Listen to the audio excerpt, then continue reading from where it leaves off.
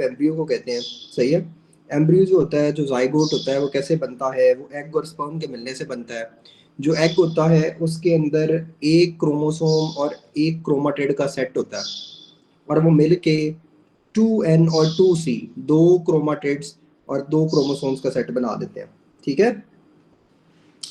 कुछ बातें हमने उसमें डिफरेंट डिफरेंट की कि फर्स्ट 2 वीक्स में क्या होता है, आगे क्या होता है। तो ये चीज़ें आप लोगों को पता होनी चाहिए कि जो फर्स्ट 2 वीक्स हैं उसमें जर्मिनल एपिथेलियम बनती है। फर्स्ट 2 वीक्स में क्या होता है जी? जर्मिनल एपिथेलियम बनेगी। जो थर्ड वीक है, ठीक है, उसमें उससे थर्ड वीक से 8 वीक तक जो होता है वो होता है एम्ब्रियोनिक पीरियड। ठीक है। उसमें ऑर्गन्स फॉर्मेशन होती है, और जो ऑर्गन्स बन जाते हैं उनकी फर्दर डेवलपमेंट होती है फीटल पीरियड में, वो 8 वीक से ऑनवर्ड्स होता है। ठीक हो गया। तो ये हमने कुछ पीरियड्स पढ़े थे, उसके बाद कुछ जर्म लेयर डेरिवेटिव्स पढ़े थे। तो ये मैं वो चीज़ें बता रहा हूँ जो अभी थ्योरी की क्लास में मैंने आप लोगों को ऑलरेडी जो चीज़ें करवाई हैं। प्लेसेंटा की टाइप्स पढ़ी, और स्पर्मेटोगोनिया और ओवोगोनिया हमने पढ़ा, और मेंस्ट्रुअल साइकिल को डिस्कस किया। ठीक है। ये चीज़ें हमने थ्योरी में ऑलरेडी डिस्कस कर ली हैं, but still no need to worry about. अगर नहीं किया आप लोगों ने तो कोई बात नहीं, वो चीज़ें मैं दोबारा भी रिवाइज करवा दूंगा, कोई इशू नहीं है। ठीक है। अभी हमने करना है जी रेफ्यूल लागू। सो टाइम हो गया, स्टार्ट करते हैं, हमारे पास टाइम शॉर्ट है। रेफ्यूल लॉ, इसमें जनाब पेज नंबर आप लोगों के सामने है, ये चैप्टर नंबर 18। ठीक है। चैप्टर नंबर 18 है। सबसे पहले देखें जी, what is embryology? Study of embryo को एम्ब्रियोलॉजी कहते हैं। ठीक है। 419 पॉइंट है कि erythropoiesis occurs in middle trimester mainly from liver. ठीक है। एरिथ्रोपोइसिस जो होती है वो मिडिल ट्राइमेस्टर में कहाँ से होती है? लीवर से। अच्छा, इस पॉइंट को हम बाद में पढ़ते हैं। ठीक है। अभी फिलहाल आप नीचे वाले जो पॉइंट है उस पे आए। 420 पॉइंट कि fetal period starts after which week? तो 8 वीक्स। अब इस पे जरा एम्फेसाइज करें, इस पॉइंट को देखें। Fetal period starts after which week? 8th week. चलो, अभी मैंने फर्स्ट पॉइंट आप लोगों को पढ़ाना है। अब जनाब होता क्या है, कहानी शुरू कैसे करते हैं? ठीक है। कहानी शुरू कैसे करते हैं कि एग और स्पर्म आता है। ठीक है, गौर से सुनना है मेरी बात को। एग और स्पर्म आता है और वो आपस में मिलकर बनाता है जाइगोट। ठीक है। ये जो एग और स्पर्म की फर्टिलाइजेशन होती है वो होती है एम्प्यूला ऑफ फ्लोपियन ट्यूब में। ठीक है। So most common site for fertilisation is ampulla of fallopian tube. अच्छा, most common site of ectopic pregnancy भी यही होता है, एम्प्यूला ऑफ फ्लोपियन ट्यूब। याद रखना है कि फर्टिलाइजेशन की भी मोस्ट कॉमन साइट जो है वो एम्प्यूला है। ठीक है। और एक्टोपिक प्रेगनेंसी की भी मोस्ट कॉमन साइट क्या है? एम्प्यूला है, फ्लोपियन ट्यूब का। ये दोनों सीपीएसपी के एमसीक्यूज है, ये दोनों सीपीएसपी के एमसीक्यूज हैं। राइट। क्लियर होगी ये बात? Yes clear sir. होगी। अच्छा, अब जनाब इसमें होता क्या है कि फर्टिलाइजेशन के बाद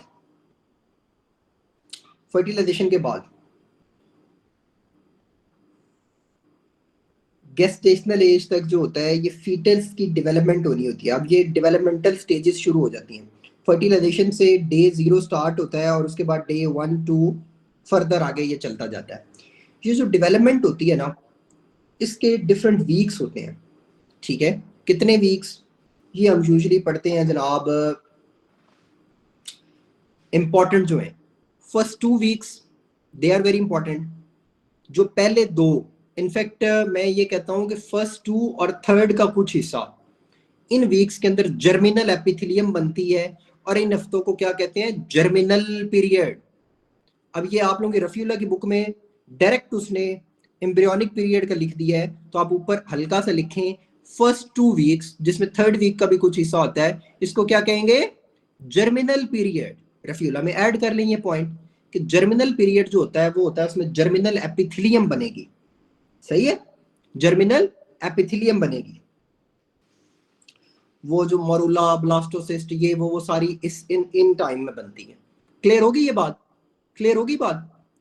अब जनाब 3rd वीक टू 8 वीक तक जो पीरियड होता है वो उसमें ऑर्गन्स बनने होते हैं। वो जो एम्ब्रियो है उसका उसका उसका आयरनिक काम होता है, एम्ब्रियो का मेन काम होता है, एम्ब्रियो के ऑर्गन्स बनते हैं। सो एम्ब्रियोनिक पीरियड मतलब क्या है? उसका आयरनिक काम है, उसकी आयरनी है, उसका जो मेन काम है वो एम्ब्रियोनिक पीरियड है, और वो 3rd to 8 वीक्स में बनेगा।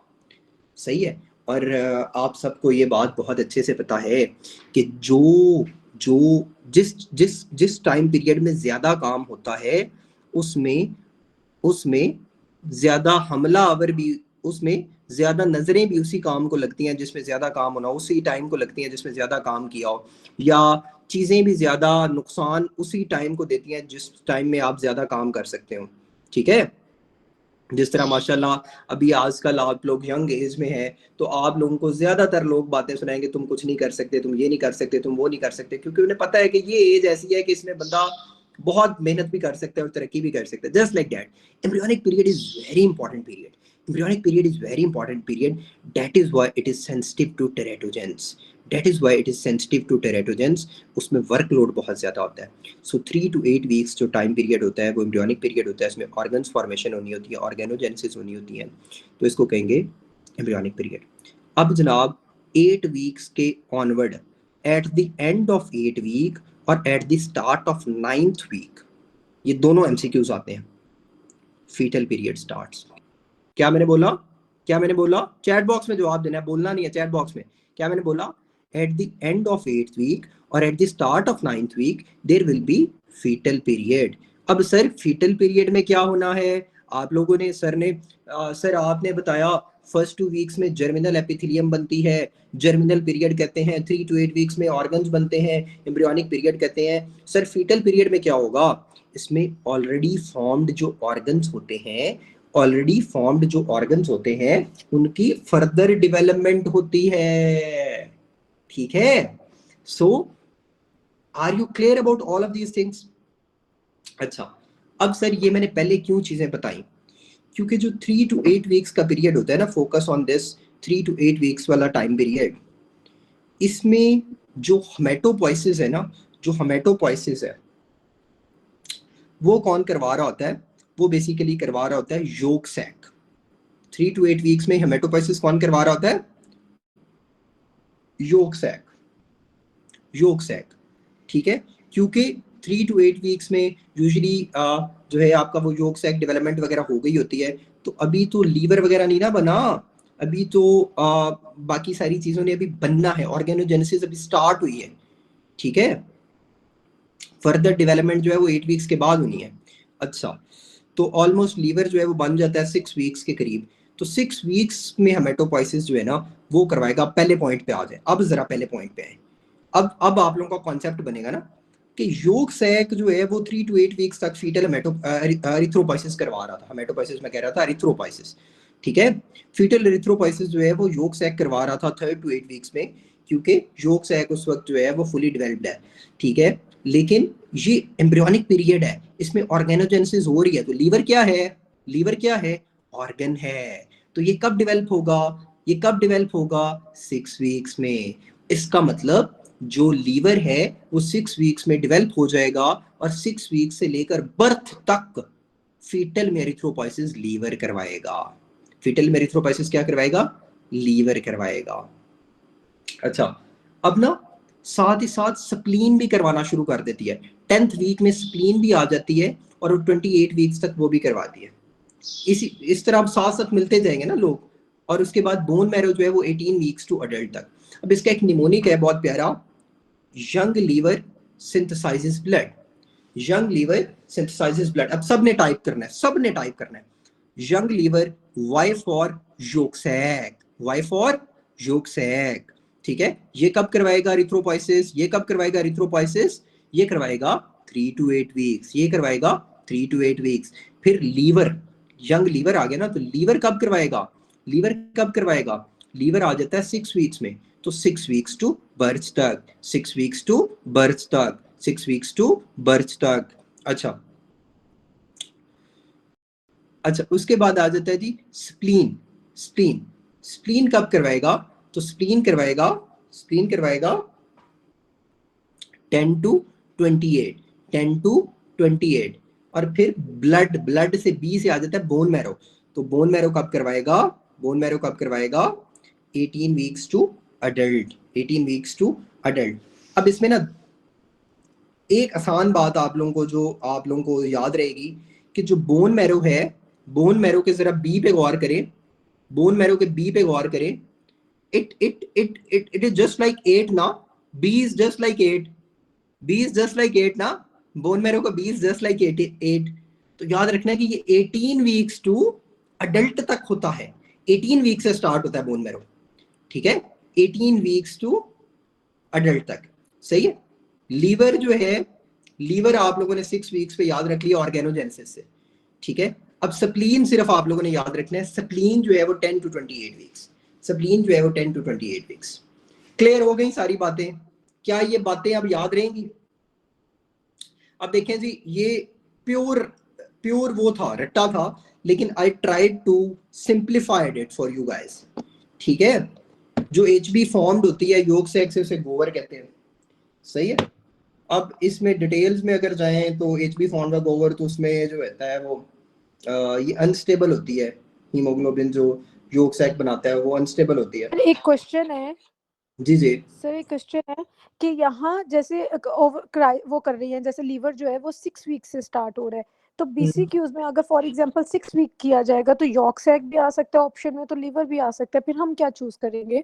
नहीं नहीं, ऐसे नहीं आता, ऐसे नहीं आता। और उसमें वैसे ये दोनों ही कर रहे होते हैं। कुछ 6 वीक्स पे जो मेन आ जाता है वो लीवर का काम आ जाता है, उसमें योग सैक को वो बाईपास कर जाता है लीवर 6 वीक्स पे, ठीक है। लेकिन कर दोनों ही रहे होते हैं। और एमसीक्यू जो है वो इस तरह से आता है कि फलाने टाइम पीरियड में कौन सा जो है, मतलब लीवर जो है वो कितने टाइम पीरियड में करेगा या योग सैक कब करेगा, इस तरह से आ जाता है, ठीक है। अच्छा बहरहाल ये क्लियर होगी सारी बातें। एचबी जो योग सैक बनाता है उसे गोवर कहते हैं, सही है। और ये अनस्टेबल एचबी होती है, सही है। और इसमें जीटा 2 और एप्सिलॉन 2 होते हैं। बहरहाल इसको छोड़ दें, इसमें इतनी डिटेल में जाने की जरूरत नहीं है, बस काफ़ी है। अब आप ये देख लें, ये जनाब ये कुछ उसने ना दिखा दिया है प्रिमिटिव हेमेटोपोइसिस में, सही है। ये सिर्फ मतलब एज एज इट इज़ आपने थोड़ा बहुत इसको देख लेना है कि यार ये जो है ना mesoderm formation, yolk sac, blood islands बन रहे हैं, ठीक है, फीटल लीवर बन रहा है। ये बेसिकली लीवर की डेवलपमेंट दिखाई है कि ये जो लीवर की डेवलपमेंट है ना, ये होती है 6 वीक्स में।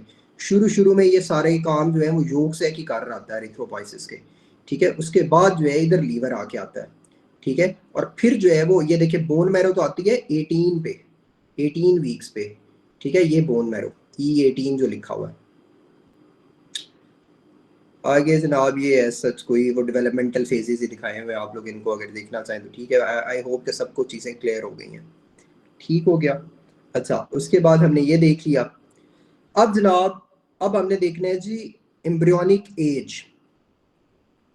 एम्ब्रियोनिक एज, अभी तक सारी बातें सबको क्लियर है? एम्ब्रियोनिक एज देख लेते हैं। एम्ब्रियोनिक एज जो होती है वो कैलकुलेट करते हैं 14 days after first day of last menstrual period. अच्छा what is this, what is this 14 days after first day of last menstrual period. Last menstrual period को LMP भी कहते हैं। अच्छा सबसे पहले मुझे आप लोगों का कॉन्सेप्ट जानना है। मुझे कोई बताएगा कि what is gestational age, what is embryonic age, conceptional age, what is difference? बस चैट बॉक्स में बता दें anyone, what is gestational age? Gestational age क्या होती है? एनीवन कोई?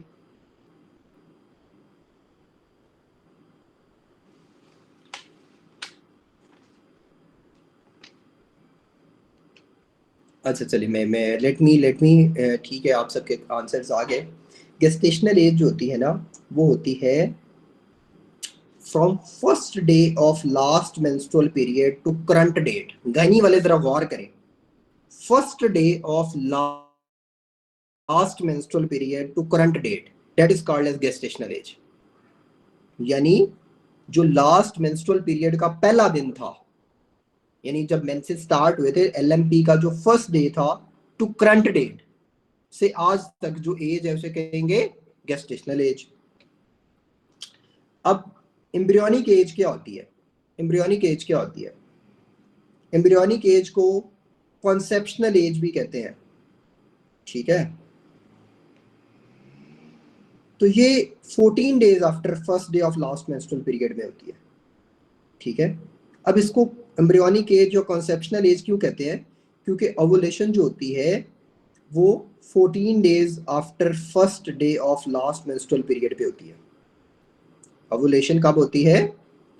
14 days after first day of last menstrual period, ठीक है।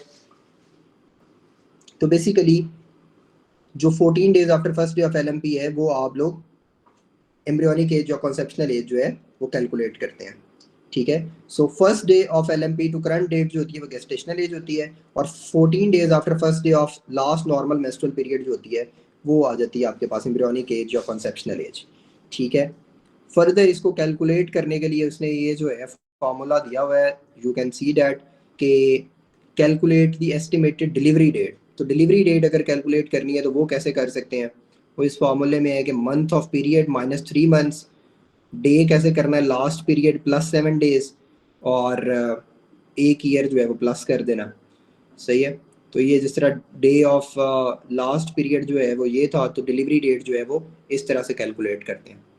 आई डोंट थिंक ये तो सो इजी है, ये हो जाता है सर, लेकिन जो एम्ब्रियोनिक आपने कहा 14 डे, उसको कैसे कैलकुलेट करते हैं? एम्ब्रियोनिक एज मतलब कोई इसमें 14 days after first day of last menstrual period, यानी जो first day of last menstrual period होगा उसके 14 डेज बाद, दैट इज एम्ब्रियोनिक एज। ये एमसीक्यू भी आता है। फॉर एग्जांपल एम्ब्रियोनिक एज जो होती है first day of last menstrual period जो है, ये नीचे एक एग्जांपल दी हुई है, मैं आप लोगों को इस एग्जांपल से समझाता हूँ। Let me tell you guys here, ये देखें जरा। Calculate the embryonic age if the last menstrual period is 15/11/2020, ठीक है।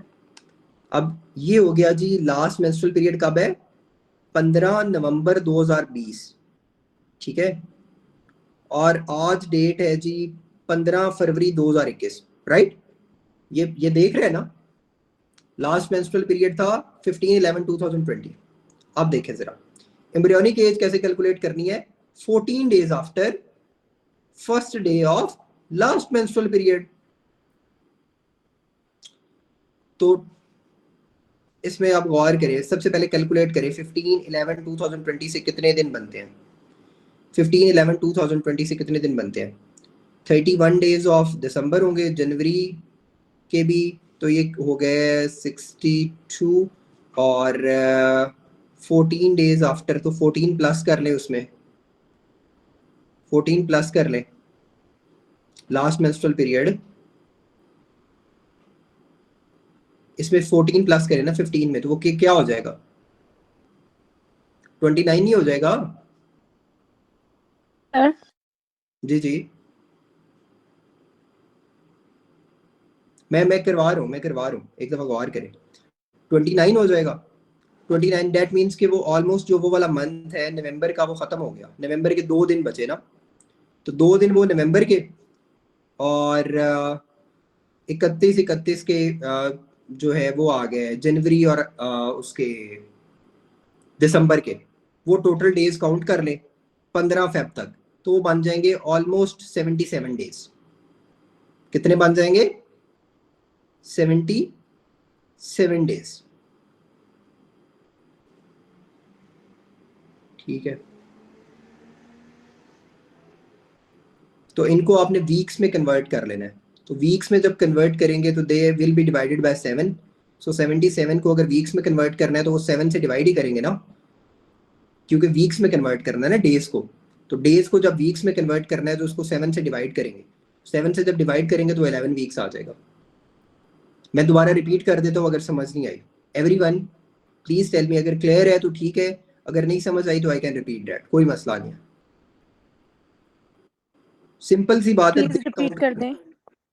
दिन काउंट करने हैं, जो लास्ट मेंस्ट्रुअल पीरियड दिया हो उसमें 14 प्लस कर देना है यार। मतलब लास्ट एलएमपी जो है वो 15 दिया है ना, तो उसमें 14 प्लस कर दो, अगले दिन काउंट कर लो टिल डेट तक। For example last menstrual period दिया है 15 नवंबर, इसमें 14 प्लस करें तो वो 29 नवंबर बन जाएगा। 29 नवंबर से जो उसने डेट दी है आज की, उतने डेज जो है वो काउंट करें, कितने डेज बनते हैं वो 77 डेज बनेंगे। उन डेज को आपने उसमें वो करना है, प्लस कर देना है और डिवाइड कर देना है 7 से, तो वो वीक्स में कन्वर्ट हो जाएगा। सर एक क्वेश्चन है। जी जी सर ये एम्ब्रियोनिक एज में जो एलएमपी लिखा है ना, तो ये first day of last menstrual period है कि वो है जो उस मंथ का लास्ट डे है? सर क्योंकि अगर 14 हम ऐड कर रहे हैं तो फिर तो वो जो for example first day of ओ से ले रहे हैं, तो ये तो एम्ब्रियोनिक एज 14 डेज एक्स्ट्रा नहीं हो जाएंगे? यस सर, आप उल्टा थोड़ा शायद आप प्लस माइनस में मिस कर रहे हैं, यहाँ -14 डेज होंगे। सर ये माइनस होगा क्योंकि 14 डे यस पर माइनस होगा। कंसेप्शन हो जाती है ना, 14 डे पर जो है कंसेप्शन होता है, तो 14 डेज पर माइनस नहीं करेंगे सर क्योंकि सर एलएमपी क्या हम लोग ले कि एलएमपी के हिसाब से ही ले के 15 डेट से 15 नवंबर से स्टार्ट हो रहा है, तो 15 दिसंबर तक 1 महीना, बिल्कुल जनवरी तक 2 महीने, फरवरी तक 3 महीने। पर अगर हम एलएमपी से -14 करेंगे तो फिर वो 14 निकल जाएंगे, 77 डेज हो जाएंगे, तो ये हो जाएगा एम्ब्रियोनिक एज। ठीक है, बिल्कुल सही है, इसमें वही करना, माइनस करना, बिल्कुल ठीक है। डेज माइनस प्लस का करने से बेहतर है हम डेट को मैच करके एक मंथ काउंट कर सकते हैं इजीली। 15 से 15 एक मंथ हो जाएगा, फिर दूसरे 15 तक 2 मंथ, फिर तीसरे 15 तक 3 मंथ, तो ये हो गया। -14 करेंगे क्योंकि हमें एवोल्यूशन डेज तक एलएमपी से लेके माइनस करना है 14 दिन, वो कर लेंगे तो इजीली हो जाएगा। ठीक है जी, first day of last menstrual period के 14 डेज जो है आप इसमें नहीं, अब जो है अगर ये वो करेंगे तो वो डेज ज्यादा नहीं हो जाएंगे? सर लेकिन देखें कंसेप्शनल एज भी इसको कहते हैं ना, आपने अभी बोला, तो कंसेप्शन तो first day of menstrual cycle पर नहीं होता ना, वो तो 14 डे पर होता है ना। वो 14 दिन बाद नहीं होगा? सर तो 14 डे माइनस करेंगे, अगर 14 डे तो ये तो एम्ब्रियोनिक एज जो है उसके एक्चुअल एज से 14 दिन ज्यादा हो जाएंगे। यस होगा। आप इसका मतलब है एलएमपी के अंदर जब आप 14 डेज ऐड करेंगे, जो डेट आएगी उस डेट से आगे काउंट करना शुरू करना है। एलएमपी में 14 डेज ऐड करें तो जो डेट बनेगी आफ्टर 2 वीक्स उस डेट से आगे डेज काउंट करने हैं। यस बेसिकली बात यह है कि आप सिंपल ये करें कि जिस दिन पहला लास्ट मेंस्ट्रुअल पीरियड का जो पहला दिन था ना, सारी उसको अभी तक के कैलकुलेट कर लें, उसमें से 14 दिन माइनस कर दें, दैट्स इट। यही बोल रहे हैं, हम भी यही बोल रहे हैं कि इस डेट के हिसाब से हम इजीली कर सकते हैं और फास्ट भी हो जाए। चले आप बहरहाल जो जिस तरीके से मैंने बताया उस तरह से भी आंसर तो सेम ही आ रहा है। सर असल में बात यह है ना कि ये समझ सबको आई हुई होती है, लेकिन ये जो वर्डिंग्स होती है ना, इसको थोड़ा सा मिस कर जाते हैं सारे के सारे, मुझ समेत।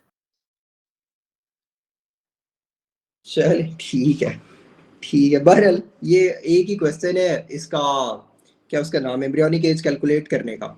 ठीक है, तो जिस तरह से आप लोगों ने अगर पहले अगर गायनी शाइनी की हुई है उसमें आप लोग कर सकते हैं तो कर लें। मैं तो इसी तरह ही करता हूँ कि 14 प्लस करके अगले पूरे डेज जो है डिवाइडेड बाय 7, तो वो आ जाता है जवाब। फिर बताया ठीक दोनों है ने जी, ठीक आगे है, चलिए। आपने बस पहले माइनस कर दिया, उन्होंने बाद में माइनस कर दिया। सर आपने जो बताया उसमें 14 प्लस करके उसके बाद काउंट सर आगे चलते हैं, बस आंसर आ गया ना, बस ठीक है। चले जी आगे कर लेते हैं। अच्छा 421 है the at which stage nucleus disappear, तो ये लेट नॉर्मोब्लास्ट। अब इसमें ना ये ऐसा टेबल है कि जो सबको याद ही नहीं रहता। मतलब इसमें मैं यूजुअली देखता हूँ कि ये भूल जाता है अक्सर जो है कि इसको क्या करें, किस तरह से करें, क्या करना है, कैसे करना है। ठीक है, तो इसको ना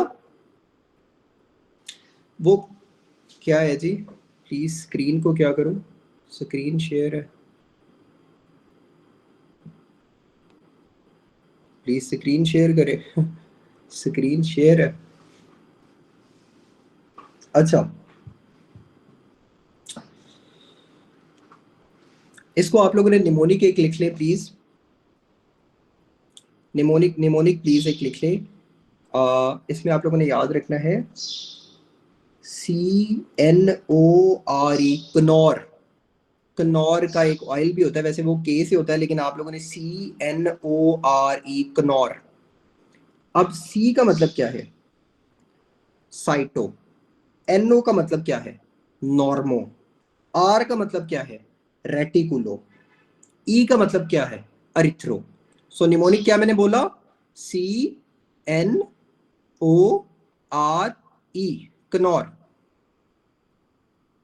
ठीक है, सो की CNORE, कनौर। So C for cyto, NO for normo, R for reticulo और E फॉर अरिथ्रो। ठीक है। अच्छा, अब जनाब होना क्या है कि साइटोज वाली जो स्टेज है ना वो सिर्फ एक होगी, जो नॉर्मो वाली NO मतलब नॉर्मो है वो होंगी 4, और जो रेटिकुलो है वो भी एक, और एरिथ्रो जो है वो भी एक। ठीक है, तो कम से कम अब आप लोगों को ये पता चल गया कि अच्छा साइटो 4 होनी है, बाकी जो है वो एक एक होनी है, तो ये टोटल हो जानी है 7 स्टेजेस। ये याद होंगी सबको? सर ये जरा फिर याद से हो गई बताएं। सबको? C for cyto, NO for normo, R for reticulo, E for erythro. कनौर हो गया। फिर मैंने कहा कि साइटो जो है वो एक होगी, नॉर्मो जो है वो 4 होंगी, रेटिकुलो जो है वो एक होगी, अरिथ्रो जो है वो एक होगी। क्लियर? अच्छा, अब नॉर्मो 4 जो है वो कौन कौन सी होंगी? एक होगी प्री नॉर्मो, एक होगी अर्ली नॉर्मो, एक होगी इंटरमीडिएट नॉर्मो, एक होगी लेट नॉर्मो। सही है? So pre, early, intermediate, late. ठीक है, प्री, अर्ली, इंटरमीडिएट, लेट। इस तरह से आप लोगों को स्टेजेस की तरतीब याद होना बड़ा जरूरी है, फिर आप लोगों को सीक्वेंसेस याद हो जाएंगे। ठीक है, अब आप लोगों को सीक्वेंसेस याद हो जाएंगे, अब आप लोगों को मुश्किल नहीं होगी सीक्वेंस याद करने में। अब आप लोगों को मैं कॉन्सेप्ट वाइज बताता हूँ कि बेसिकली होता क्या है इस पूरी जो है ना सिस्टम में।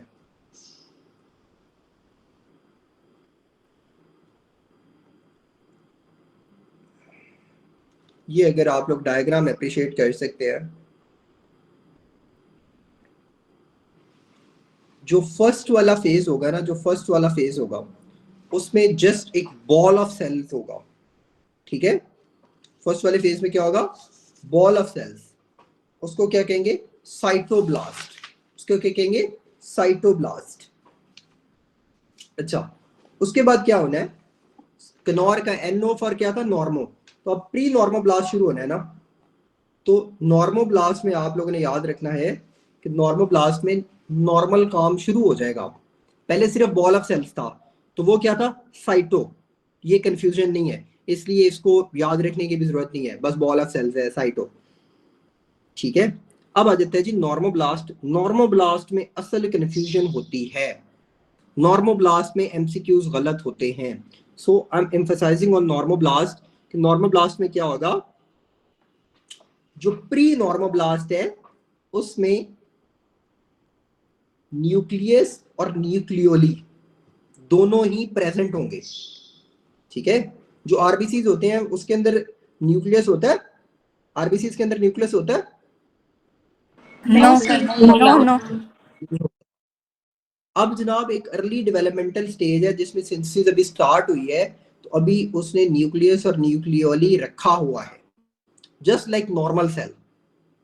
ठीक है, जस्ट लाइक नॉर्मल सेल उसने, नॉर्मोब्लास्ट का मतलब यही होता है ना कि नॉर्मल से भी पहले, तो अभी नॉर्मल भी नहीं बना, नॉर्मल से भी पहले प्री नॉर्मो है, लेकिन उसके अंदर भी न्यूक्लियस और न्यूक्लियोली है, उसमें सिंथेसिस अभी स्टार्ट हुई है, जस्ट उसने बिगिनिंग की है, शुरुआत की है, अभी तो उसने नॉर्मल सेल बनना है ना, उससे भी पहले उसमें न्यूक्लियस और न्यूक्लियोली है, उसने सिंथेसिस स्टार्ट की, हीमोग्लोबिन सिंथेसिस शुरू हो गई।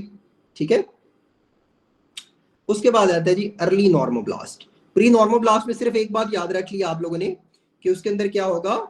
जस्ट सिंथेसिस शुरू होगी। ठीक है, न्यूक्लियस और न्यूक्लियोली प्रेजेंट होंगे। सही है, ये बेसिकली नॉर्मल से पहले वाली एक स्टेज होती है।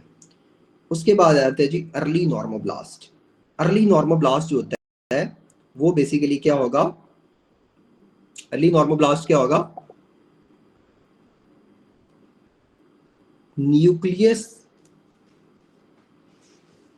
इसको बेसोफिल एरिथ्रोब्लास्ट भी कहते हैं। अब बेसोफिलिया किस वजह से होता है? राइबोसोम्स की वजह से, ठीक है, इस वजह से बेसोफिलिया इसमें आ जाता है। अच्छा, कोई मुझे बताएगा कि न्यूक्लियस बड़ा होता है या न्यूक्लियोलाई बड़ा होता है? न्यूक्लियस बड़ा होता है या न्यूक्लियोलाई बड़ा होता है? न्यूक्लियस। भाई न्यूक्लियस बड़ा होता है ना। अच्छा, तो छोटी चीज पहले गायब होनी चाहिए या बड़ी चीज पहले गायब होनी चाहिए? डेफिनेटली छोटी चीज पहले गायब होनी चाहिए, ठीक है। तो न्यूक्लियोलाई जो होता है वो छोटा होता है, वो डिसअपियर हो जाएगा, और वो जल्दी डिसअपियर हो जाएगा। जल्दी वाली स्टेज कौन सी होती है? Early normoblast. So nucleoli disappears in early normoblast. Haemoglobin की सिंथेसिस जो होती है वो इसमें भी हो रही होती है, ठीक है, लेकिन न्यूक्लियोलाई इसमें डिसअपियर होता है। So only one thing which you have to remember about cytoblast जो होता है उसमें क्या था? साइटोब्लास्ट में सिर्फ बॉल ऑफ सेल्स होते हैं। साइटोब्लास्ट में सिर्फ बॉल ऑफ सेल्स होते हैं। प्री नॉर्मोब्लास्ट में सिर्फ तैयारी होनी होती है, यानी नॉर्मल सेल से पहले वाली, उसमें न्यूक्लियस और न्यूक्लियोली प्रेजेंट होगी और सिंथेसिस शुरू होगी। हीमोग्लोबिन सिंथेसिस अर्ली नॉर्मोब्लास्ट में कंटिन्यू रहेगी, लेकिन अर्ली जल्दी जो छोटी चीज है वो गायब हो जाएगी। तो इससे आप लोगों को याद रहेगा कि न्यूक्लियोलाई जो होता है वो छोटा है, वो डिसअपियर हो जाएगा जल्दी में, ठीक है, और एचबी की सिंथेसिस हो रही होगी। अच्छा, इधर इंटरमीडिएट को फिलहाल निकाल ले अंदर से। लेट में और अर्ली में डिफरेंशिएट कर लेते हैं।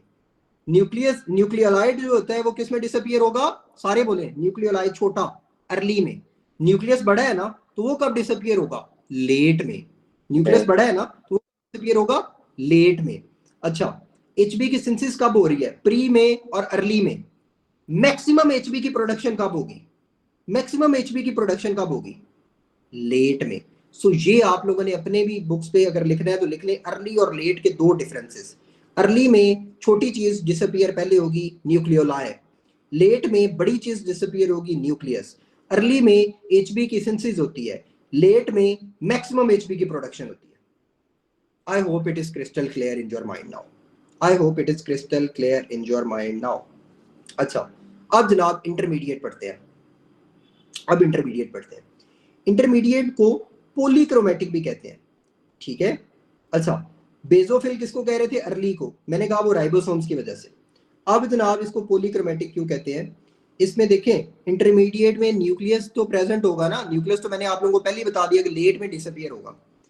हीमोग्लोबिन जो है वो अपीयर होना शुरू हो जाएगी। जब हीमोग्लोबिन जो है वो अपीयर होना शुरू हो जाएगी तो सेल्स की जो एफिनिटी है वो एसिडिक की तरफ ज्यादा होएगी। सेल्स की जो एफिनिटी है वो एसिडिक की तरफ ज्यादा होएगी। सो ऊपर जो है वो बेसोफिलिया आ रहा था, इधर से एसिडोफिलिया आ जाएगा। तो ये जो दोनों मिलके क्या बना देंगे? पॉलीक्रोमेशिया, पॉलीक्रोमैटिक, ठीक है।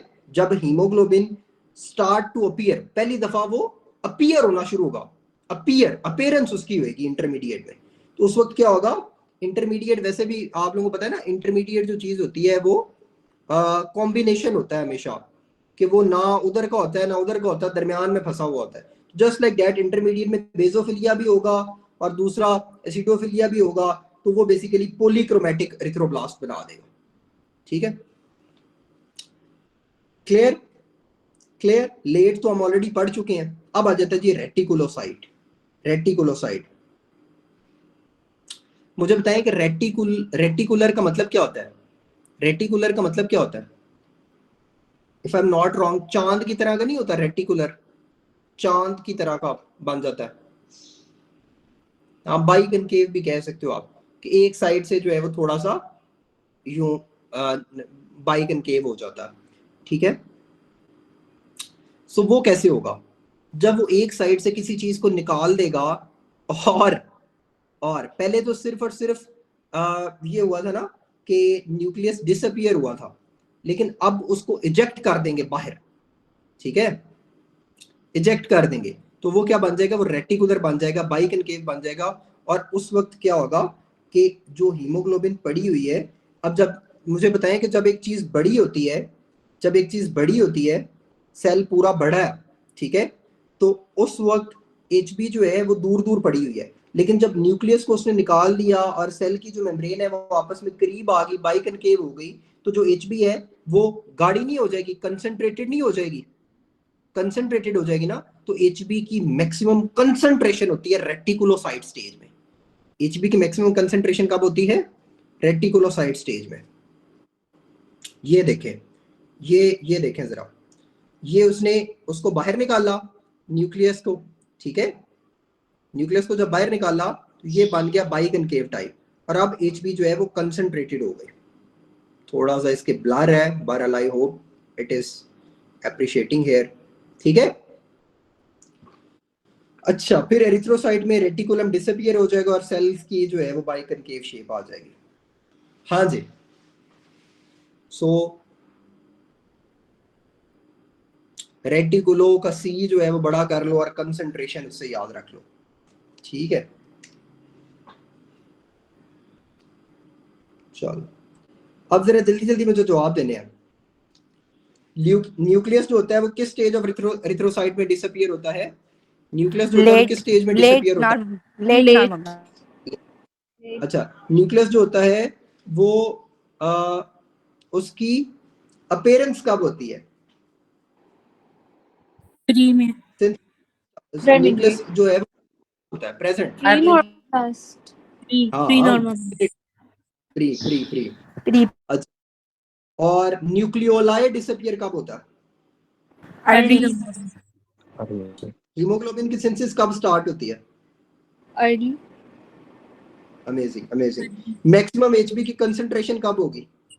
Late reticulocyte. किया कि बड़ा बड़ा बड़ा बड़ा कर लें तो वो कंसंट्रेशन बन जाता है। ये हमने अप्रिशिएट भी किया है यहाँ पे, इस जगह पे, ठीक है। अच्छा, और HB जो होता है वो अपीयर किस स्टेज में होता है? इंटरमीडिएट इंटरमीडिएट में। अमेजिंग। बस ये सारे आप लोगों के नीचे वाले जो पॉइंट्स हैं MCQs वाले वो कवर हो गए।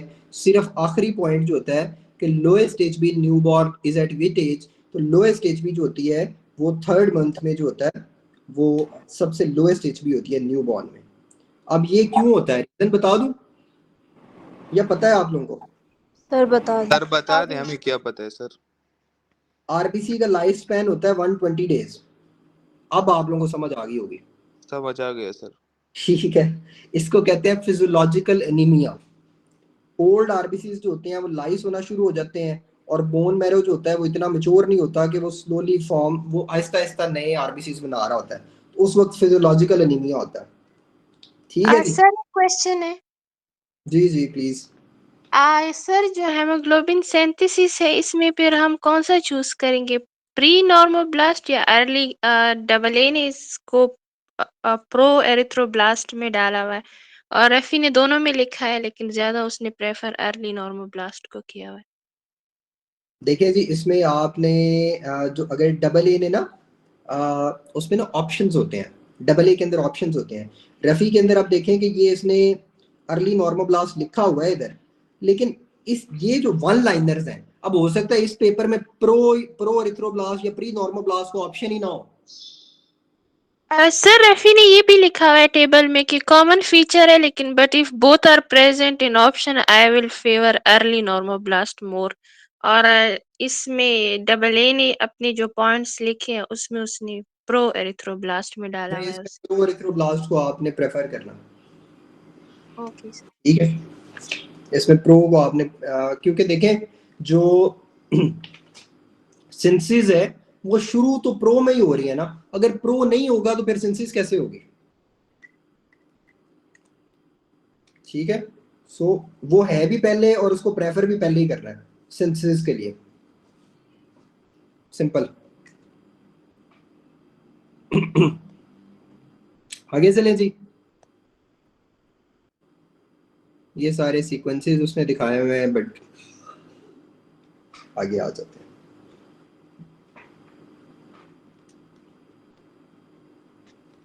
अभी तक चीजें आसान है, कोई मुश्किल तो नहीं लग रही? मैं सर कोशिश पता है आज तक ना इस टेबल को रट्टा ही लगाया था, लेकिन ये जो आपने कनौर के यम्मी नूडल्स बनाए ना, सच में thank you so much for this, बहुत इजी हो गया है। सर आज तक हम इसको चॉइस पर छोड़ते थे इस टेबल को, आज ही पड़ गया। इस पे ये टेबल अच्छा, लाइफ में पहली बार समझ आया है आज।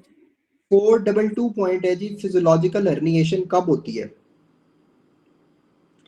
तो फिजियोलॉजिकल हर्निएशन नहीं, 422 है जी, रेथकेस पाउच, रेथकेस पाउच डेवलप्स फ्रॉम, तो वो होता है जी स्टोमोडियम ऑफ फोरगट से। ठीक है, अब जरा हम देख लेते हैं कि रेथकेस पाउच होता क्या है। ये देखें जी, ये रेथकेस पाउच है, ये ब्रेन को आप लोग अप्रिशिएट कर सकते हैं, ये आप लोग नीचे जो है वो बक्कोफ्रेंजियल मेम्ब्रेन को अप्रिशिएट कर सकते हैं। ठीक है, उसके दरमियान जो होता है वो होता है रेथकेस पाउच, उसके नीचे जो है वो फोरगट, नोटोकॉर्ड, हार्ड, ये वो सारा कुछ होता है, बट दिस इज रेथकेस पाउच। ठीक है, तो रेथकेस पाउच जो होता है वो किससे डेवलप करता है? ठीक है, ये एक्टोडर्म का डिवर्टिकुलम होता है, यानी एक्टोडर्म का एक डिवर्टिकुलम है, उसको रेथकेस पाउच कहते हैं, थैली की तरह का होता है एक्टोडर्मल डिवर्टिकुलम, उसे रेथकेस पाउच कहेंगे। ठीक है, और वो डेवलप करता है प्रिमिटिव माउथ कैविटी, या जैसे स्टोमोडियम कहते हैं। ठीक है, सो अगर ऑप्शन में हो जी आउट पाउचिंग फ्रॉम स्टोमोडियम, ठीक है, इंटीरियर पिट्यूटरी की डेवलपमेंट उसने पूछी हो, तो interior pituitary basically out pouching from stomodeum से डेवलप करता है। अगर ये ना दिया हो तो फिर रेथकेस पाउच चूज कर सकते हैं, otherwise you have to prefer interior pituitary की development from out pouching from stomodeum. ठीक है, दो तरह के होते हैं जी आपके पास पिट्यूटरी, एक होता है जी इंटीरियर पिट्यूटरी और एक होता है पोस्टीरियर पिट्यूटरी, ये बात तो पता है? एक इंटीरियर पिट्यूटरी और एक होता है पोस्टीरियर। ठीक है, एडिनो हाइपोफाइसिस और न्यूरो हाइपोफाइसिस। हाँ, ए से इंटीरियर पिट्यूटरी, ए से एडिनो हाइपोफाइसिस। ठीक है, और जो पोस्टीरियर पिट्यूटरी होता है वो न्यूरो हाइपोफाइसिस। ठीक है, तो ए से इंटीरियर पिट्यूटरी, ए से एडिनो हाइपोफाइसिस, ये तो समझ आ गया ना, और पी से पोस्टीरियर पिट्यूटरी, पी से पोस्टीरियर पिट्यूटरी, और एन से न्यूरो हाइपोफाइसिस, उसको न्यूरो हाइपोफाइसिस कहते हैं। जो पोस्टीरियर पिट्यूटरी है, पहले वो इधर नहीं लिखा हुआ, इसलिए मैं पोस्टीरियर पिट्यूटरी का पहले बता देता हूँ कि जो पोस्टीरियर पिट्यूटरी है वो डेवलप करता है from neuro ectoderm. Posterior pituitary कहाँ से आता है? Neuro ectoderm. सर फिर इंटीरियर पिट्यूटरी कहाँ से डेवलप होता है? वो डेवलप करता है from out pouching from stomodeum, जो क्या है? रेथकेस पाउच, एक्टोडर्मल डिवर्टिकुलम है। सही है? और ये प्लीज ये रिपीट कर दें, मेरा नेट इशू की वजह से कॉल कट हो गई थी। ठीक है, दो तरह के पिट्यूटरी होते हैं, इंटीरियर पिट्यूटरी, पोस्टीरियर पिट्यूटरी। ठीक है, सही है, इसको याद रखना है। ए से इंटीरियर पिट्यूटरी, ए से एडिनो हाइपोफाइसिस, दोनों ए हो गए इकट्ठे। बाकी पोस्ट न्यूरो अलहदा से याद रखना है कि जो पोस्टीरियर पिट्यूटरी है वो न्यूरो हाइपोफाइसिस। जो पोस्ट आप करते हैं फेसबुक वगैरह पे, उसमें आपको अपना दिमाग लगाना पड़ता है। सो पोस्ट मतलब पोस्टीरियर पिट्यूटरी, वो किससे आएगा? वो न्यूरो हाइपोफाइसिस उसको कहते हैं, और वो न्यूरो हाइपोफाइसिस है इसलिए वो डेवलप होता है फ्रॉम न्यूरो एक्टोडर्म। जबकि इंटीरियर पिट्यूटरी जो एडिनो हाइपोफाइसिस होता है वो डेवलप होता है from out pouching of stomodeum या रेथकेस पाउच। अगर दोनों ऑप्शन में है तो out pouching from stomodeum is greater than Rathke's pouch. ठीक है, क्लियर हो गया? ये प्रिमिटिव ओरल कैविटी होती है। ये पॉइंट क्लियर हो गया? आगे चले।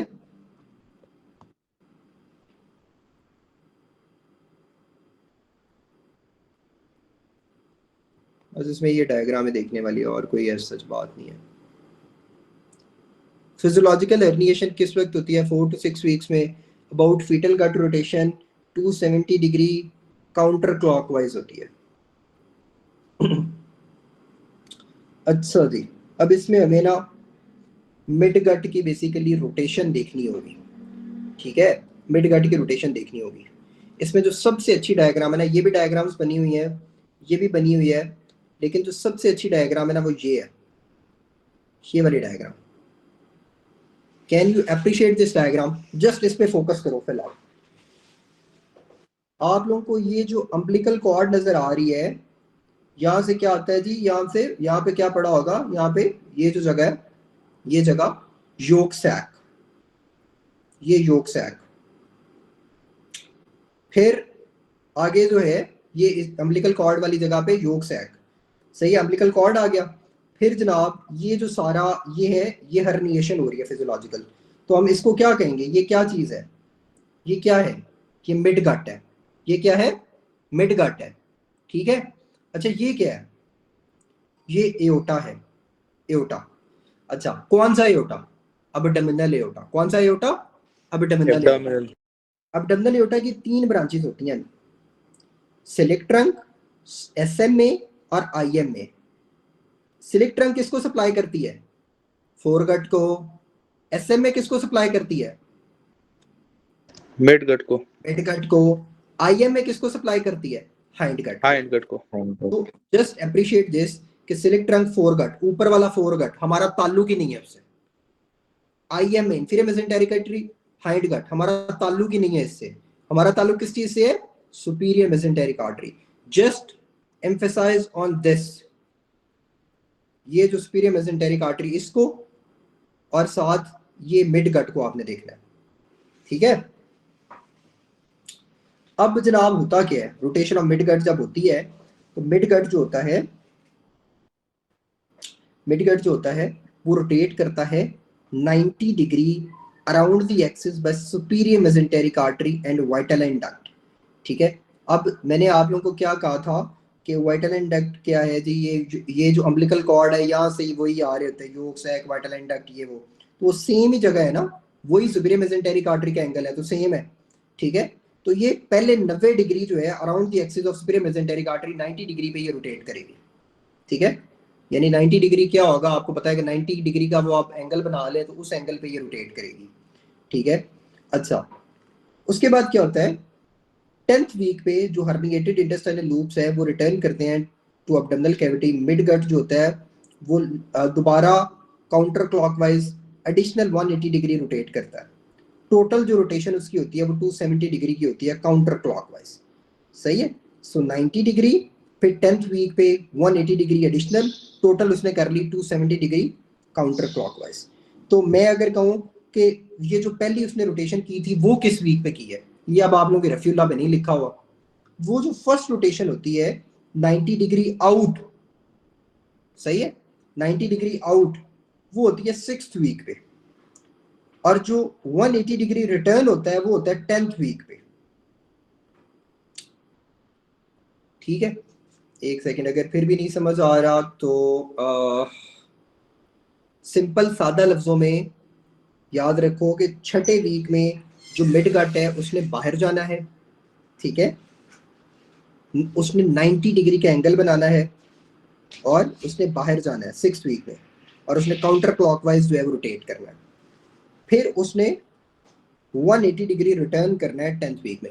अब अगर आप लोग एंगल देखें, अगर आप लोग एंगल देखें कि एक बंदा है जब उसने आपसे अलहदा होना होता है, लेट मी सी कि अगर, हाँ आप लोगों को नजर आ रहा हूँ मैं, कैन यू पीपल,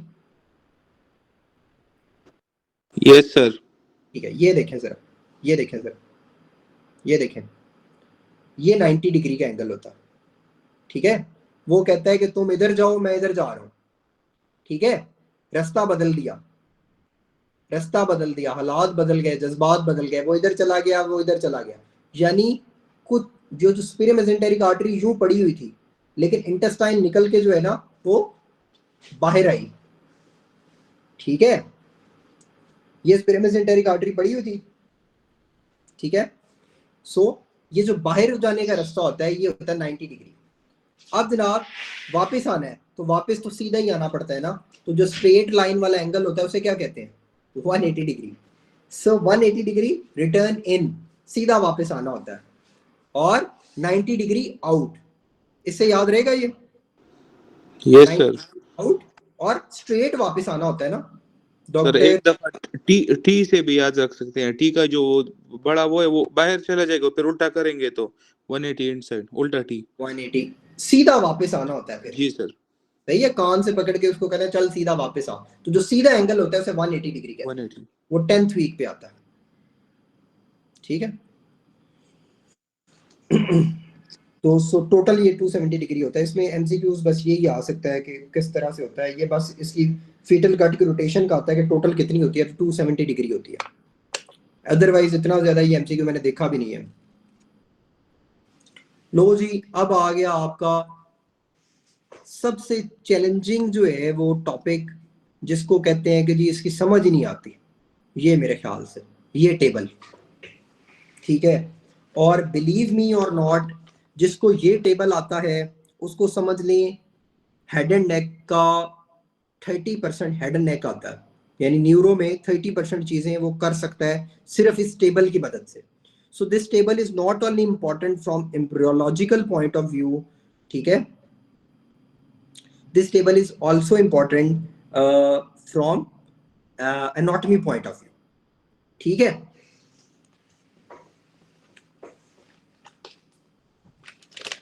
चलिए इसको करने की कोशिश करते हैं, इसको करने की कोशिश करते हैं। प्लीज प्लीज अपने फिलहाल अपने जज्बात पे कंट्रोल रखें और पढ़ने की कोशिश करें। हमारे पास टाइम कम है और स्पीड बहुत स्लो है, we have a lot of things to cover. ठीक है,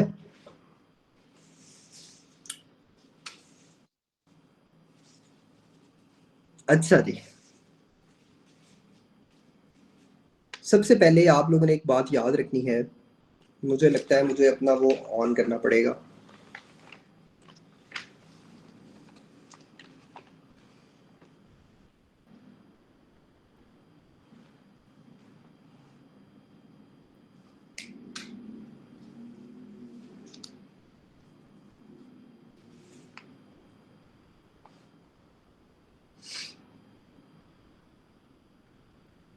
कौन कह रहा है जी वापस आना, क्या है जी?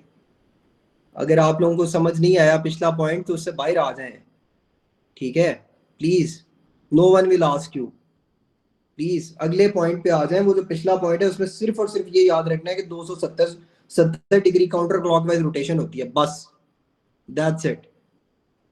इसके अलावा इसमें कुछ भी नहीं आता। ठीक है, मैंने पास पेपर्स जो है वो अब इतनी दफा मैं पढ़ा चुका हूँ कि मुझे आइडिया है कि क्या चीज इंपॉर्टेंट है और किस पे एम्फेसाइज करना है। आ जाए प्लीज, आगे आ जाए। Second arch derivative is stylohyoid ligament. अच्छा, फिलहाल अब आपने जो है ना चीज़ों को समझना है, अब आप लोगों ने चीज़ों को याद करना है। आप लोग कह रहे हैं ना कि ये टेबल याद नहीं होता, ये बहुत ज़्यादा मुश्किल है, या इसको किस तरह से याद रखें। अब आपने ना चीज़ों को अंडरस्टैंड करना है कि किस तरह से इसको याद रखा जाए।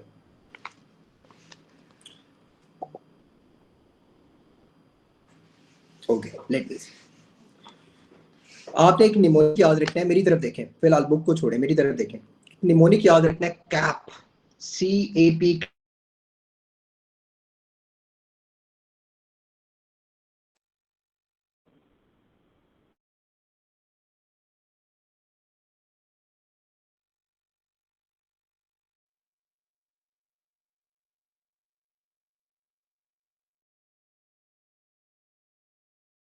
No voice, sir.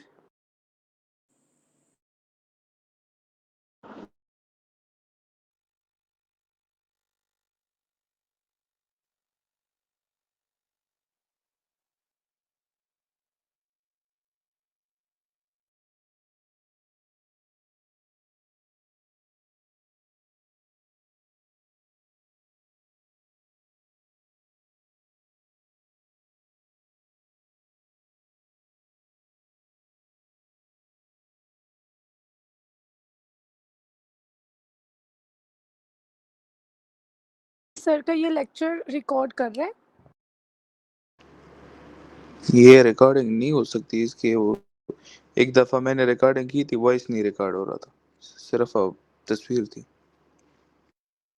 ओके।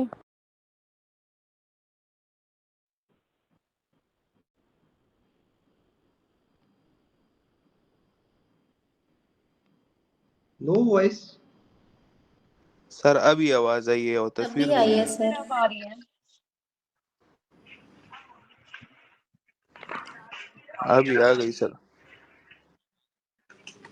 अच्छा आवाज आ गई अब ठीक है? जी अभी ठीक है सर। ठीक है सर ये आप स्क्रीन अच्छा शेयरिंग उस वक्त बंद कर लें तो फिर ठीक है डिस्टॉर्ट नहीं होगा। अच्छा सबसे बाहर जो जर्म लेयर्स में अगर मैं बात करूँ सबसे बाहर जो होती है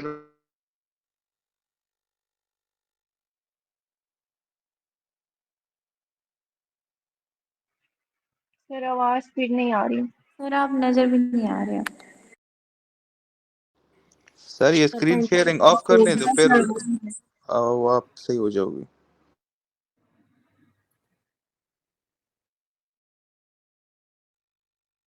क्या हो गया? सर ना आप दिख रहे हो और ना आवाज आ रही हो, बीच में डिस्टॉर्शन बहुत है। या ये फिर शायद इंटरनेट ग्लिच कर रहा है, आई डोंट नो। ये सर ये स्क्रीन शेयरिंग ऑफ कर लें तो फिर आपका वो ठीक हो जाएगा। स्क्रीन नहीं बस ठीक है। मैं बस आप लोगों को इसी तरह ही बता देता हूँ कि जो कैप होता है CAP cap, C for clefts, A for arches. ओ भाई मेरी पिक्चर को क्या करना है, बस सुने आप लोग मेरी बात सुने। C for clefts, A for Archies, P for pouches. ठीक है। सो सबसे बाहर जो होती है वो एक्टोडर्म होती है, उसके दरमियान में जो होती है वो मेसोडर्म होती है, और सबसे अंदर जो होती है वो एंडोडर्म होती है। तो इस कैप निमोनिक से आप लोगों को आसानी से याद हो जाएगा, फ्रॉम आउटसाइड टू इनसाइड सबसे बाहर जो है वो क्लेफ्ट्स पड़े होंगे, क्लेफ्ट्स के अंदर आर्चिस पड़ी होंगी, और सबसे अंदर पाउचेस पड़े होंगे। क्लियर? ये बात क्लियर हुई कैप निमोनिक से? ये बात क्लियर हो गई ना? क्लेफ्ट्स? Yes sir. Yes sir. ठीक है। अच्छा अब जनाब जो एक्टोडर्म होती है ना, एक्टोडर्म, ठीक है, वो बना रही होती है क्लेफ्ट्स। तो जो पहला क्लेफ्ट होता है, first cleft, that will form what?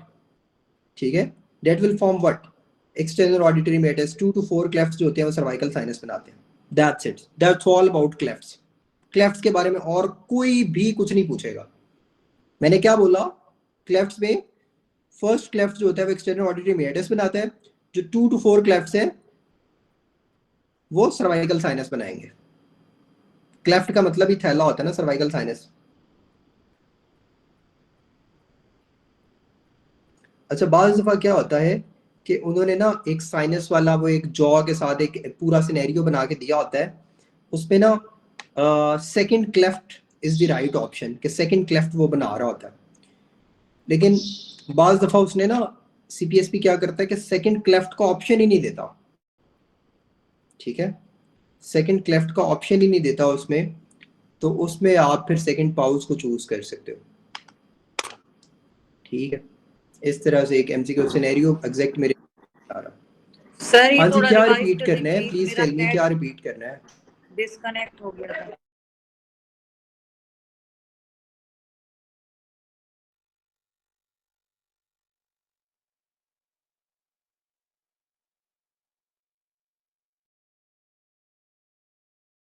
Sir की आवाज आ रही है?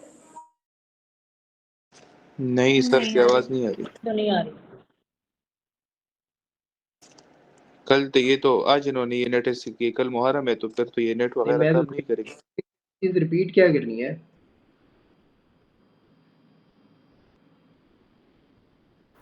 सर कुछ रिपीट नहीं करना, अब चलें आगे। अच्छा जी, आरसीज जो होती हैं वो बेसिकली क्या बनाएंगी, वो उससे उसके ये फर्दर डेरिवेटिव्स हैं, first second third fourth fifth six arch, वो हम कर लेंगे। पाउचेस जो होते हैं, पाउचेस जो होते हैं वो एंडोडर्म से बन रहे हैं, तो उसमें पाउचेस में आप लोगों ने याद रखना है कि जो पाउचेस होते हैं, ear tonsil from inferior to superior. ठीक है, ear tonsil from inferior to superior. ये देखें, ईयर टॉन्सिल्स, ईयर पहले है ना, फिर टॉन्सिल्स नीचे से, ear tonsils from inferior to superior. ये बात क्लियर हुई? ये बात क्लियर हुई? नो सर जरा फिर बताएं। Tonsils clear? No sir, sir अभी आपकी तस्वीर आई है। Ear tonsils from inferior to superior. So जो फर्स्ट पाउच होगा वो ईयर वाली चीजें बनाएगा, जो सेकंड पाउच होगा वो टॉन्सिल वाली, जो थर्ड पाउच होगा उसे कहते हैं थर्ड थाइमस, टी से थर्ड, टी से थाइमस। तो जो थर्ड पाउच होता है वो थाइमस बनाता है और इंफीरियर है ना, तो थाइमस जो है वो इंफीरियर जा रहा है तो इंफीरियर पैराथ्राइड बनाएगा, और जो फोर्थ पाउच है वो सुपीरियर पैराथ्राइड और पैराफोलिकुलर सी सेल्स बनाएगा। मेरे ख्याल से अगर ये क्लास जो है अभी नहीं चल रही तो हम बाद में कंटिन्यू कर लेंगे, अगर आप लोगों को आवाज नहीं आ रही है, बार बार डिस्कनेक्ट हो रहा है। अब तो आ रही है सर। अभी आ रही है। नहीं आवाज आ रही? सही है सर। अब सही है, अब सही मेरी है। तरफ से इंटरनेट भी ठीक है और बाकी सारे मामला भी ठीक है, मुझे नहीं पता कि क्यों नहीं आवाज वगैरह क्लियर आ रही। सर आ रही है, सही है अब। सर ये जो आपने निमोनिक बनाया बताया ये ear tonsil inferior to superior ऐसा है? हाँ ऐसा ही है। हाँ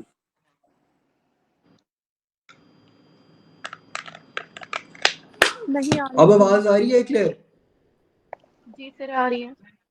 यस सर आ रही है। अच्छा, सो फर्स्ट पाउच से क्या आ गया? ईयर। सेकंड पाउच जो है वो tonsils, third pouch third thymus, T से थर्ड, टी से थाइमस। तो थाइमस जो है वो नीचे की तरफ जा रहा है ना, तो इंफीरियर पैराथ्राइड जो है वो थर्ड पाउच से आएगा और सुपीरियर पैराथ्राइड जो है वो फोर्थ पाउच से आएगा। क्लियर हो गई ये बात? अब जनाब आर्चीज कर लेते हैं, सिर्फ आर्चीज रह गई हैं, अब आर्चीज रह गई हैं सिर्फ, पाउचेस भी हो गए, क्लेफ्ट्स भी हो गए, आर्चेस। तो फर्स्ट आर्च जो होती है वो क्या है? फर्स्ट आर्च जो होता है इसमें अगर आप लोगों ने निमोनिक लेना है तो निमोनिक याद रख लें। First chew, second smile, third swallow stylishly, fourth speak.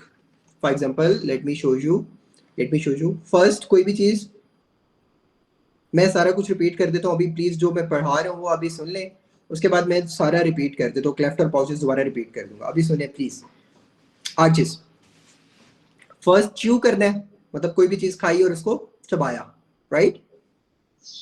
उसके बाद क्या करना है? सेकंड स्माइल, च्यू करने के बाद स्माइल करना है कि मैंने एक अच्छी चीज खाई है। फिर आपने उसको क्या करना है? स्वॉलो करना है स्टाइलिशली, स्वॉलो करना है स्टाइलिशली। फोर्थ, फिर आप क्या करेंगे? स्वॉलो करने के बाद बोलेंगे स्पीक। सो फर्स्ट च्यू का मतलब क्या है कि जितने भी मसल्स ऑफ मेस्टिकेशन होते हैं, जो च्यूइंग का काम करते हैं, वो फर्स्ट आर्च में आएंगे, सही है? सेकंड स्माइल, तो जो स्माइलिंग के लिए मसल्स ऑफ फेशियल एक्सप्रेशन है वो सेकंड आर्च में आएंगे, दो चीजें हो गई। थर्ड स्वॉलो स्टाइलिशली, तो स्वॉल्विंग के लिए जो मसल्स होते हैं स्टाइलिशली, स्टाइलोफ्रेंजियस वगैरह, वो किस में आएंगे? वो थर्ड आर्च में आएंगे, ठीक है? एंड फोर्थ स्पीक, तो जो स्पीकिंग के लिए जो चीजें होती हैं वो क्या आएंगी? वो फोर्थ और सिक्स्थ में बेसिकली आ जाएंगी, यानी लेरेंजियल नर्व वगैरह ना, सही है? वो फोर्थ और सिक्स्थ में, उसमें सॉफ्ट पैलेट और लैरिंक्स वाले मसल्स आएंगे, ठीक है? फोर्थ और सिक्स्थ में। क्लियर? इस एक लाइन के साथ आप लोगों को एटलीस्ट एक वेग आइडिया हो जाएगा कि पहले में मसल्स ऑफ मेस्टिकेशन आएंगे, फर्स्ट च्यू, सही है? सेकंड स्माइल, उसमें मसल्स ऑफ फेशियल एक्सप्रेशन आएंगे। Third swallow stylishly, stylopharyngeus. Fourth और सिक्स्थ में स्पीक, देन स्पीक ना, तो उसमें आपके पास मसल्स ऑफ सॉफ्ट पैलेट और लैरिंक्स आएंगे। क्लियर ये बात? अब जनाब मैं स्टेप बाय स्टेप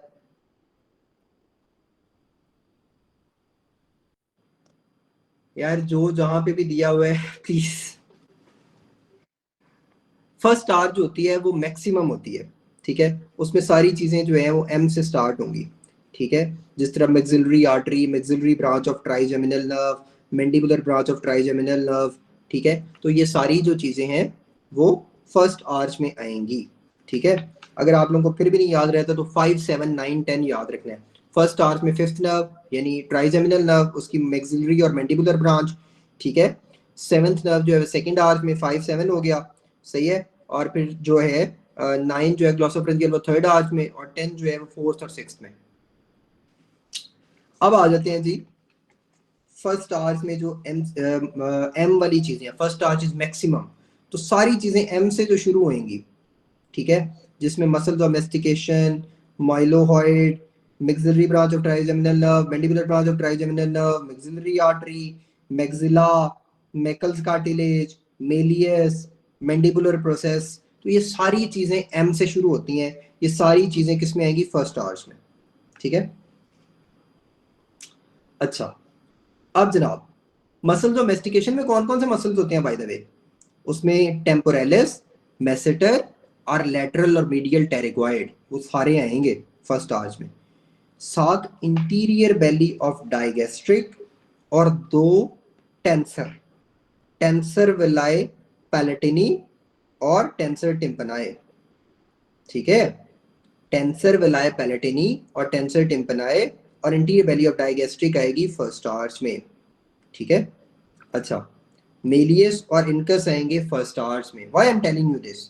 बिकॉज इसी का सीक्वेंस बनना है सेकंड आवर्स में। अब मेलियस और इनकस जो है वो फर्स्ट आवर्स में हो गए ना, तो थर्ड जो ईयर वाला मसल है वो कौन सा होता है? स्टेपिस। एस से 7, एस से सेकंड, एस से स्टेपिस। मैंने क्या बोला? एस से 7, एस से स्टेपिस और एस से सेकंड। अच्छा, फिर उधर था इंटीरियर बेली ऑफ डाइगेस्ट्रिक, यहाँ पे होगा पोस्टीरियर बेली ऑफ डाइगेस्ट्रिक। यहाँ पे क्या होगा? Posterior belly of digastric. बाकी मसल्स और फेशियल एक्सप्रेशन सारे आएंगे। और इसमें एस रूल याद रखना है, जिस तरह उसमें फर्स्ट आवर्स मैक्सिमम ना, उसमें एम वाली सारी चीजें थी, इसमें एस वाली, एस से सेकेंड, एस से स्टेपिडियल आर्टरी, एस से 7th नर्व, एस से स्माइल, एस से स्टाइलोहॉइड, एस से स्टेपिडियस, एस से स्टेपिस, ठीक है। अब स्टेपिडियस क्या है? मसल है, ठीक है। स्टेपिस क्या है? बोन है। क्लियर रखनी है ये बात। और एस से small horn of hyoid bone. Sir आप ये क्यों कह रहे हैं small horn of hyoid bone? आप लोगों के माइंड में आना चाहिए why I am telling you this small horn of hyoid bone. अब ये पढ़ें जरा, ये पढ़ें, यहाँ पे लिखा हुआ है lesser horn of hyoid bone.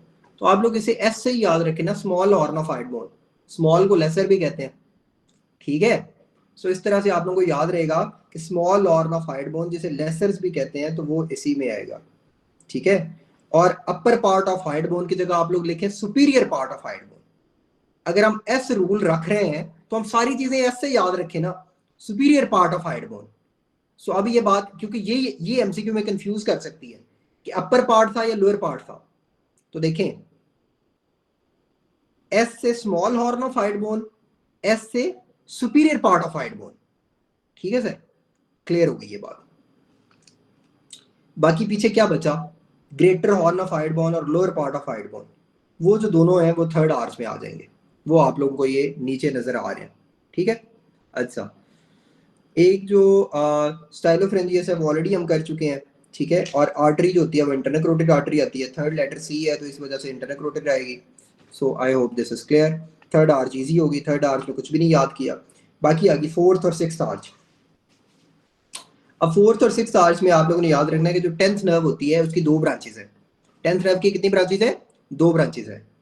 एक ब्रांच कौन सी होती है? Superior laryngeal branch, superior laryngeal branch of vagus nerve, और एक होती है recurrent laryngeal branch of vagus nerve.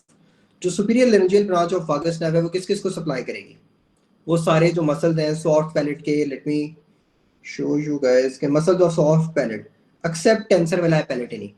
अब ये जो एक्सेप्ट टेंसर विलाय पैलेटिनी है वो यहाँ पे क्यों आया? क्योंकि टेंसर विलाय पैलेटिनी जो होता है वो किस आर्च में आ रहा था? टेंसर विलाय किस आर्च में आ रहा था?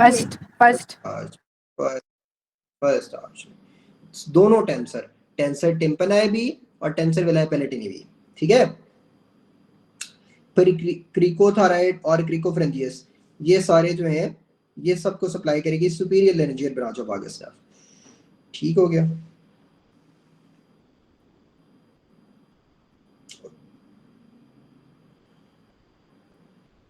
नीचे आ जाती है जी all intrinsic muscles of larynx except cricothyroid. Cricothyroid को कौन सप्लाई कर रहा था? क्रिकोथाराइड जो होता है इसमें आप लोगों ने fourth mnemonic arch. Fourth arch. इसमें आप लोगों ने निमोनिक याद अच्छा, इसमें निमोनिक याद रखना है, स्कार निमोनिक याद रखना है। स्कार निमोनिक याद आया? SCAR, scar. S for what? Superior laryngeal. Superior laryngeal nerve. Cricothyroid. A for what? All. R for others. recurrent laryngeal. Recurrent. Larynx के मसल्स के लिए आप लोगों ने याद रखना है scar mnemonic. S for superior laryngeal, वो C को सप्लाई करती है क्रिकोथायराइड को, और A फॉर ऑल और R फॉर रिकरेंट लेरेंजियल। सो जो बाकी सारे मसल्स हैं उनको रिकरेंट लेरेंजियल सप्लाई करती है। और मेरे फोन की बैटरी लो हो गई, ठीक है सर मुझे एक रिक्वेस्ट करनी थी, मतलब आपका ये जो लेक्चर है ये आप रिकॉर्डेड फॉर्म में दे देंगे? मैं दोबारा पढ़ा दूंगा। नहीं सर, रिकॉर्डेड फॉर्म में अगर आप दे दें तो। जी रिकॉर्डेड फॉर्म में दे देंगे। पुराना एक लेक्चर रिकॉर्डेड है, वो आपको प्रोवाइड हो जाएगा। ये सर वो YouTube पे पड़ा हुआ है। हाँ जी।